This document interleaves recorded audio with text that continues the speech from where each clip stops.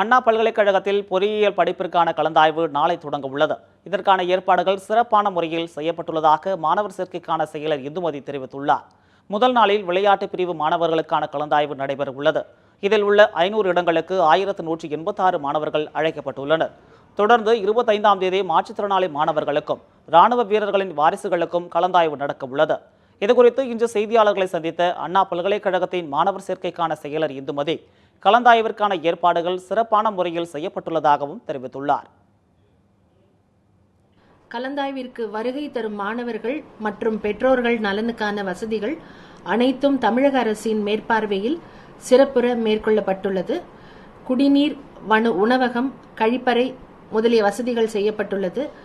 மாணவிகளுக்கு தங்கும் வசதியும் ஏற்பாடு செய்யப்பட்டுள்ளது.